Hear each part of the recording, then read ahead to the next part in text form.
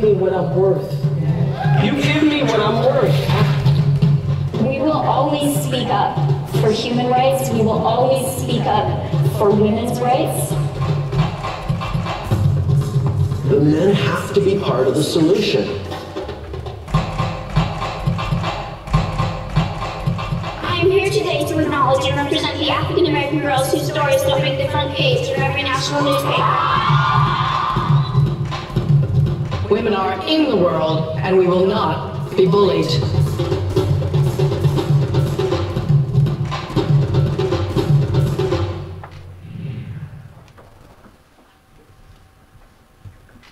Hello, everybody.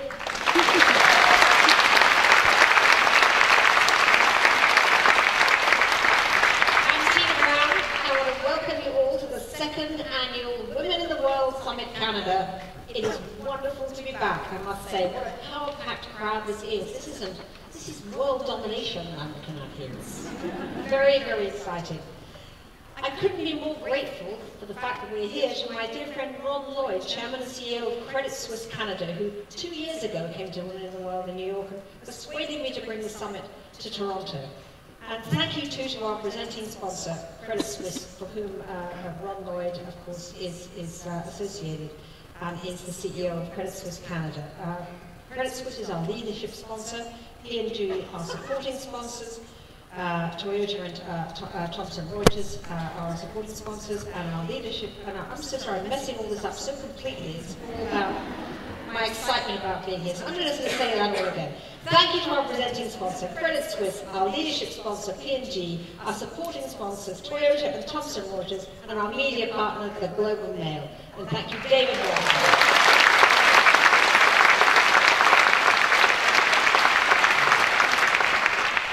Thank God I got through it. Now, I want to assure you, I come in peace. Like all visitors from the US right now, I arrive with slightly nervous feelings, all right? You're not mad at us, are you? Please say you're not mad at us. Too many women understand what it's like to be stuck in a relationship with a boorish man who gratuitously insults them. Unfortunately, everybody else in the world now understands and feels that way too. But the good news is that now more and more of us on both sides of the border have gained a new appreciation of a relationship that's going to be a lot longer lasting than the relationship with the current President of the United States, and that's the all-important relationship, of course, between the US and Canada. Because Canadians and Americans share family ties and fundamental values and ideas, not to mention Samantha Bee's comedy, Margaret Atwood's novels, and Sarah McLachlan's music. Okay, so we have a lot to celebrate together. Now, for those of you who've not been here to Women in the World before, I want to just tell you a little bit about the background. I founded Women in the World in 2009 with a mission to bring stories and insights of extraordinary women leaders to the stage. Women who live both in the headlines and behind the headlines, who risk their lives taking on injustice and inequality, or just contributing to the great debates of our moment. The summit took off, and every spring at Manhattan's Lincoln Center, we played to a sold-out audience of 2,500 people for 3 exhilarating days. And we've now expanded to London, India, Dubai, and of course here in Toronto. We've featured more than 900 female firebrands and thought leaders from 30 countries and across the United States over the last few years. And now, of course, the mission of Women in the World has met its moment. Me Too has focused what has been a long time coming. The need to blow up the status quo and make women full and equal in all aspects of life and work, and to make men our partners, our allies, our champions. So let's start with our first program. We're honored to have with us a true champion of women, Prime Minister Justin Trudeau, in conversation with another remarkable leader and role model, IMF Chief Christine Lagarde, whose job is nothing less than ensuring the health of our global economy. 2 global champions of women who know how to deliver much more than a message. And we're delighted also to have Katie Couric, the legendary Katie Couric, moderating this conversation. So let's begin.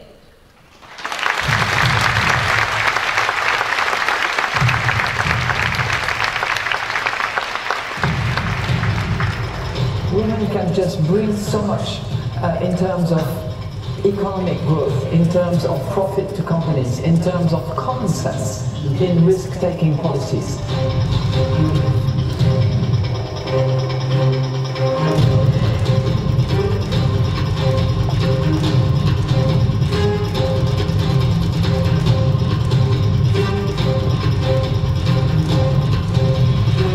In Canada, like all over the world, much of the economic and labor force growth we've experienced over the last many decades is because of women entering into and changing the workforce.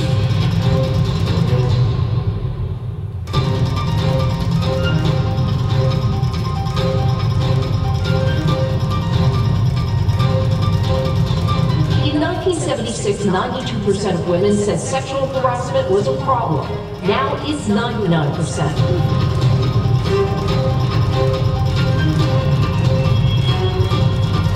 This is not just a Hollywood problem. This is a problem that runs across industry around the world.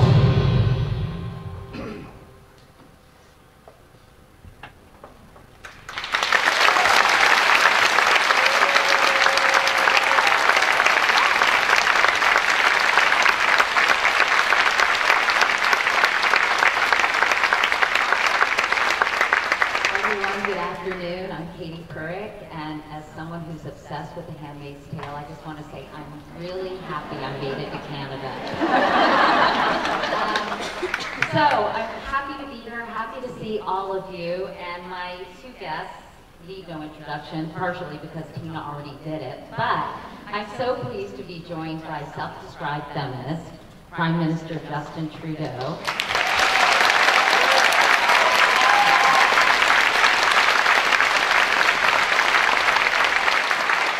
And an extraordinary role model, Madame Christine Lagarde, who since 2011 has been Managing Director of the International Monetary Fund.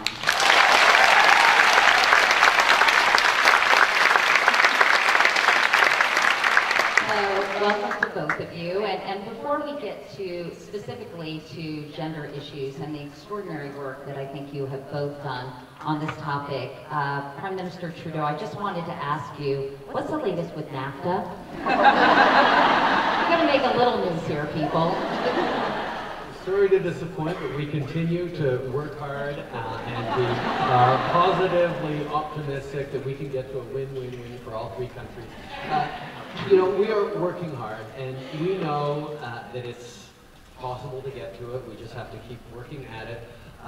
The relationship between Canada, the U.S., and Mexico has created extraordinary economic growth over the past 2.5 decades.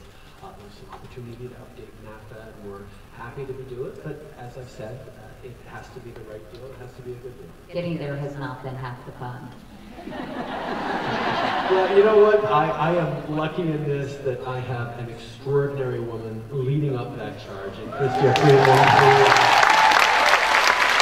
who is absolutely amazing. We'll be here later today. You guys can give her all the props that she rightly deserves. We are incredibly lucky to have her around. And in fact, Madame Lagarde, I know as a former trade minister, you have a lot of respect and appreciation for what she's going through right now. I have enormous respect and friendship for Chrystia, and I think that she's under huge pressure from all corners, and luckily she has the support of her Prime Minister and all women around the world who want her to succeed in her negotiations. She certainly has mine big way.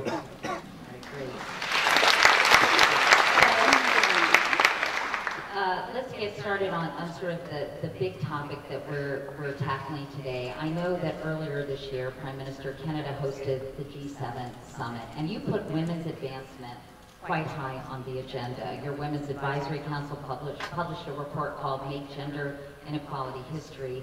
With so many crises happening worldwide, why was this so important to you? Why make it such a high priority? Well, the G7 is fundamentally an economic forum. It's a gathering of 7 of the most advanced economies in the world to talk about sort of the big issues and the big trends and the big challenges facing our economies, our workforces. And there is no question that increasing growth, increasing opportunity for everyone is not just a moral argument, it's a fundamental economic argument. So every G7, the president country gets to set a couple of themes that are particularly important to dive into. For example, we did one on oceans that is talking about oceans cleanup and oceans protection and showing global leadership as a council, which is great. But instead of doing that also with women, where there would be a session on women's empowerment or advancement, we said, no, we're making it a horizontal theme. So we put together a Women's Advisory Council, a Gender Advisory Council, of which Christine was a special advisor, an important player on, to make sure that every single session, every single focus, ministerial meeting or agreement that came through the G7 had representatives of this Women's Council involved, engaged, to recognize that women's issues aren't just their own little silo. They touch on every single aspect of any economic conversation. And that horizontal approach is one that we're really delighted we were able to launch, have significant outcomes to, and will continue next year with France's G7 leadership as well. Madame Lagarde, I know you've been focused on these issues for a long time. Certainly we've been hearing about these issues for a long time. I know with the Me Too movement, we're going to talk about that a little later in our conversation. They have greater urgency, but what other factors do you think are at work that are really propelling these issues front and center? What is going on? Why does it feel like kismet for at least the conversation, if not the action? Well, first of all, let me tell you from my perspective, because I was sitting in all these G7 finance ministers, leaders meetings. And what Canada has done under the leadership of Prime Minister Trudeau is something that I would not have anticipated. You've made women discrimination, the whole issue of women, a topic that is an absolute must.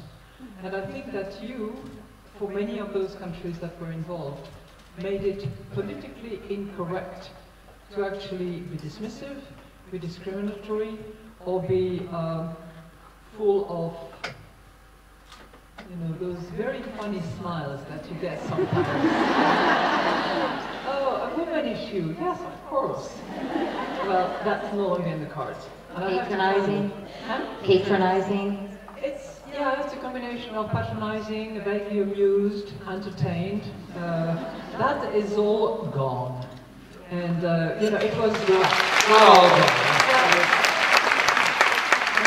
I'm talking about the G7 circle. I don't think that any other G7 leaders will dare say, no, I'm sorry, but I'm not putting this on the agenda. It's ancillary. The way you put it up there, you insisted with your colleagues, we all women of the W7, because there was an advisory council that was composed of many talented women, including many Canadian women. The way we sort of looked at all these leaders in the eyes, it made it just impossible for them to either ignore or consider as secondary that particular topic. So it's both the horizontality and the height at which Canada put women that really made a huge difference in my view. So we're talking about leadership. We're talking about leadership, we're talking about the proper measurement of what it means, because as the Prime Minister said, it's an economic summit. And all those leaders are interested in solid, sustainable, inclusive growth. And if you say growth, it has to go through women. If you say inclusive, it has to go through women. If you say sustainable, it has to go through women. Because, I'm not inventing, and I'm not, talking about the moral side of it, but just at the IMF, we've done a lot of analysis of what it means. It improves growth, it improves inclusiveness, and it certainly improves diversification of the economy, which means more sustainable economies. And that ignores the whole climate change approach, which is also very often, how would I put it? Better, I think women tend to be more attentive to those issues than men in general. So, voila. So it's good for, I concur with you, with the present company excluded, but clearly it's good for the bottom line. And yet, 90% of countries still have at least one legal barrier to women's economic participation. These barriers impact 2.7 million women globally, include things like restricting their access to credit, denying them their ability to own property. So what will it take to remove those barriers? I think for a lot of time we do phrase it as sort of a moral or a human rights or an equality or an enlightened perspective that yes, you should liberate women, you should empower them, you should celebrate, support them as the right thing to do. And there's a lot of people who get that, for whom that is enough of an argument. But for when you look at the entrenched status quo, the way power systems have evolved over the past decades and centuries, you realize that it actually takes a stronger, grounded argument in economic facts. And I think the example of Rwanda, for example, where after the genocide 20 years ago, there were so many more women in the workforce or needing to get into the workforce than men, that their economy and their opportunities have increased. We know that, and it shouldn't take a terrible tragedy to awaken ourselves, but there are studies after study, and Christine knows and has talked about a lot of them, that show that organizations with better gender balance, better diversity, make better decisions. Not just more profits, but better, far-reaching, beneficial outcomes. Making an economic argument about better equality of opportunity is something that is harder and harder to stand against anywhere in the world. But 90%, I mean, we've heard these economic arguments, honestly, with all due respect, for years, and yet it hasn't moved these countries to eliminate these barriers. So how can you do it? How can you force the issue? First of all, Canada is not in the 90%. I checked before I came. Okay.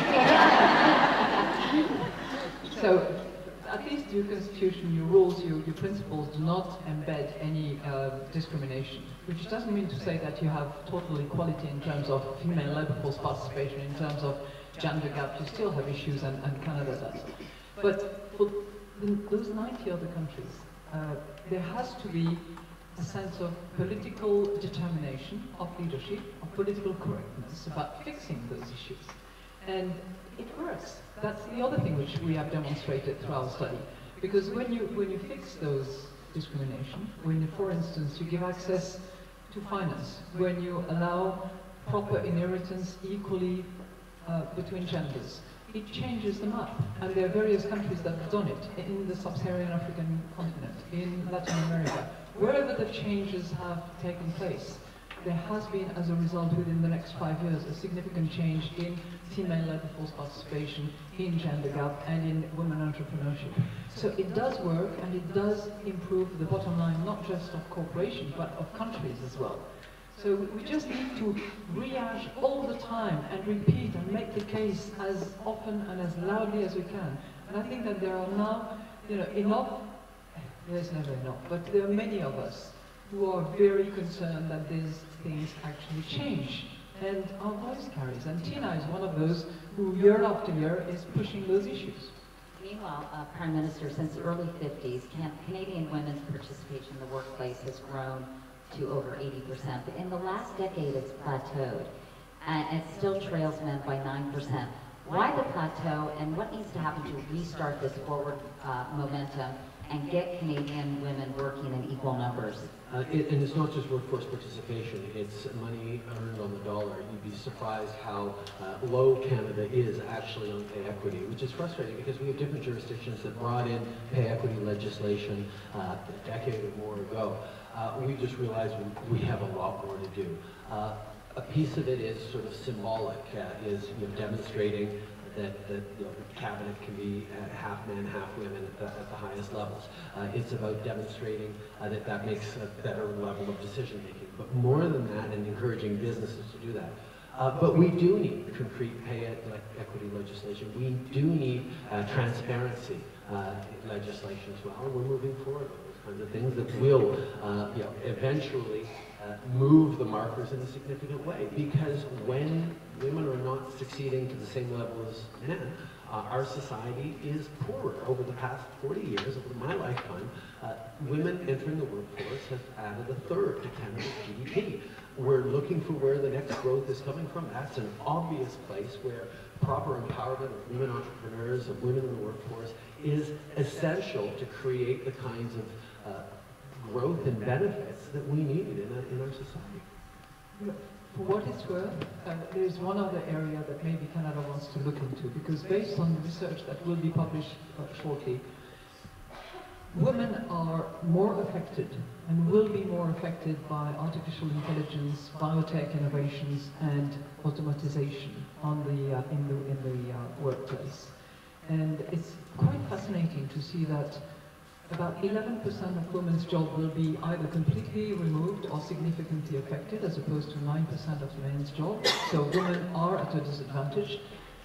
The numbers are a little bit higher for Canada, and I was really surprised by that. It also has to do with the fact that in the service industry, there are many tasks that are repetitive, that will be automated, and where Canadian women have their jobs, and that's where they will be hurt eventually. So I think anticipating that and putting in place the policies, helping people to adjust, making sure that they have the right skill sets in order to not resist but adjust to those changes that will take place, I think that's really important for everyone, men and women. Absolutely, and that's one of the things. The fact that we have invested massively in AI, and we see Canada has leadership around that, means nothing if we're not equipping our workforce, our citizens, to be able to handle that transition that is coming everywhere around the world. And that's why on getting women into STEM, we've had significant investments. There is now a lot of pressure on universities to make sure that the research chairs are more gender balanced. But it also means investing to get women entrepreneurs, more women entrepreneurs, investing to get more women in the trades as well, in terms of red seal trades. There's a lot of things that we have to do to prepare for the transition into the new work, and making sure from the get-go that we're looking at reducing barriers to women is essential, even if it weren't the fact that there is an inequality in the disruption potentially. Let's talk about the elusive work-life balance, because Madame Lagarde, you've obviously been able to juggle motherhood and a very demanding career. I've been able to juggle fatherhood. I was going to ask you, don't worry. I was going to ask you. Sorry, I think you were probably going there, and I cut off the guy. Actually, my next question was, Mr. Prime Minister, what about you? I think part of the problem is women are always asked that question, men rarely are. Just so you don't think that I was being sexist against the Prime Minister. But what have you learned along the way that you feel could help other women in terms of, and fathers, mothers and fathers, in providing more support, more recognition for unpaid work, paternity leave, all kinds of things that you think would then kind of be the wind beneath their wings as they try to have a more active professional life? It takes a whole society. It's not just upon the policymakers, it's also upon the corporate world, it's upon society as a whole. I was lucky because, when my two boys were born, I was a young associate in the law firm, but luckily I started my legal career in France, and France has these childcare centers and childcare facilities that are accessible, that they're not plenty. There is shortage, there could be more, but it was sufficiently available so that if you could plan your motherhood 2 years ahead and register the kid to be born, then you would have access to a childcare center. But I was also lucky because I took that fight within Baker McKenzie, and I managed to get the partnership to agree that it's not because a young female partner goes on maternity leave, so to speak, for a month or 2 months, that she loses the benefit of her participation. So we put in place a system that equalized the participation, which is the compensation that partners were receiving, and the male partners, because it was vastly male dominated in those days, agreed that they would chip in and pay for that. So what I mean is, it's policies, childcare centers, special benefits made available for women who have a child, and I know that Canada is ahead of that in that game. But also in the corporate world, there has to be a recognition that women, for a portion of their life, are going to, at least for the moment, that we are the ones pregnant, we are the ones breastfeeding, we are the ones having those duties, and no matter how supportive a partner is going to be, we still conduct those activities. And the corporate world has to appreciate, recognize, and you have this thing which is back to Bay Street business. Back to Bay Street. Does that mean something to any of you? Return to Bay Street. Return to Bay Street. For the financial sector, I think that's good. And many companies and corporates should acknowledge that and make sure that once a woman has contributed to a company, if she goes away for a period of her life, it should be made easier for her to come back. And there should be programs in place to accommodate and help her adjust to that world which she has left for a little while. There's no reason why, as I did it for my first child, you go away for 2 weeks, you feel guilty for the rest of the next few months, and not the rest of your life, I have to say, when they grow up. I was so excited to go back to work after I had children, and I don't feel bad about it because they're great girls. Anyway, Prime Minister, what about the use it or lose it paternity leave, and really trying to make sure that fathers, while they can't breastfeed, at least not yet, that they take an active role in child rearing? Well, I think understanding that there's a new generation of fathers who are wanting to be more engaged, and I think helping that along. If you imagine, we are bringing in next year, use it or lose it, 5 weeks of second parent leave, which of course will be mostly used by fathers, hopefully, where if you imagine an employer hiring a 25-year-old, he's got to know that, or she's got to know that whether it's a man or a woman they're hiring, if they're going to start a family, there's a chance that they take time off. And that sort of evens things a little bit. More than that, it also gives men an opportunity to experience what I was just in a great roundtable with women entrepreneurs, being the primary caregiver for a few weeks. Understanding that it's you that has to change your plans because there was a bleeding nose at daycare or in grade 2. It's you who has to just sort of suddenly be the one stop for everything. I mean, I know I'm guilty of this. When I'm in charge, something goes wrong, I usually just have to wait till Sophie shows up and she helps me with the rest of the parenting stuff. And I'm a pretty good dad, but there is that idea of giving the responsibility to men in a very explicit way leads to the kinds of societal shifts that we need, where so much of the unpaid work, so much of the extra family tasks automatically fall on women, and they shouldn't. There should be much more shared equal parenting, and these steps are the kinds of things that, yes, government can do. And you're right, it's businesses, it's whole of society, but we all have to figure out paths to be part of that, and that's why I'm glad we're doing that.